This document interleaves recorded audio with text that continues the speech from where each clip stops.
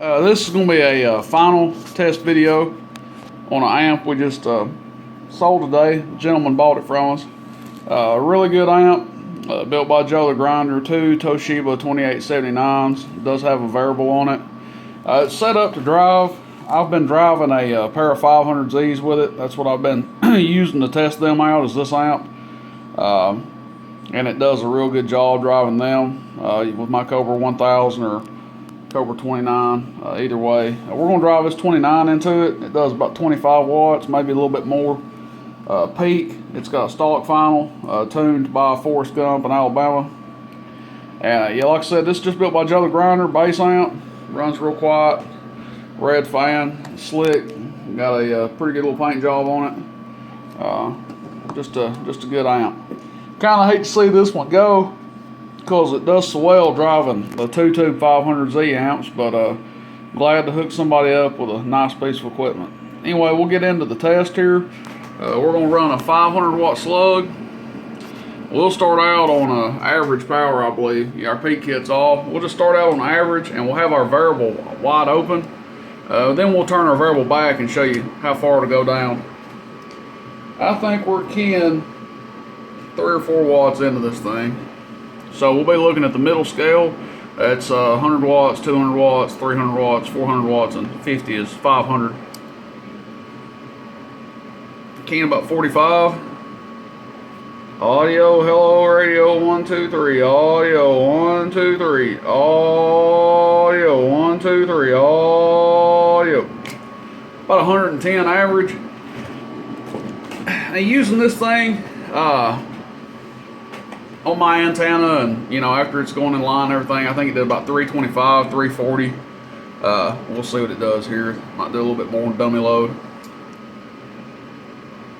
This is on peak, by the way.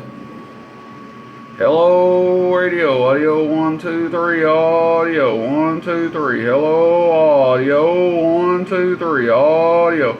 So floating right around 350 watts. Hello, radio, 1, 2, 3. If we just talk normal, we can probably get it up there. Hello, 1, 2, 3, audio, 1, 2, 3. Hello, radio.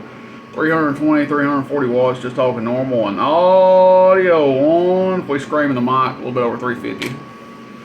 Okay, so that's with the variable wide open. Let's zoom out here. That's the variable is wide open output. Let's turn it all the way back, and we'll see what it does. I've just been running this thing wide open, but we can dial it back just to show you. Let's zoom in here. Again, we're still on the 500 watt scale. We are still on peak.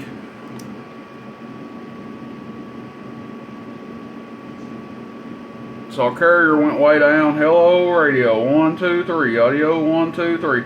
And we're doing about, hello, radio, 1, 2, 3. 150 watts all the way down. So it does a little bit less than half when you turn it all the way down. Hello, radio, 1, 2, 3. Let's see what it does on average. Hello, 1, 2, 3. So hello, all the way down to about 40 watts average. So that's it. General gist of it, so you're looking at 350 or so peak on the high end. On the low end, you can cut it back to about 150 watts or so. I haven't had any trouble with the variable in this. Haven't had to replace it or anything. That being said, you know, in the past, I can say that, you know, running some other amps with variables in them, if you run an export into them, it's a little bit rougher on these. But this one doesn't have any burnt spots in it or anything. You can feel it. It's smooth as silk there. But that's it, man.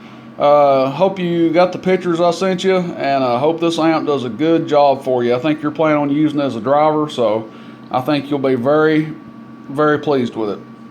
Okay, enjoy, and best of luck. 73s.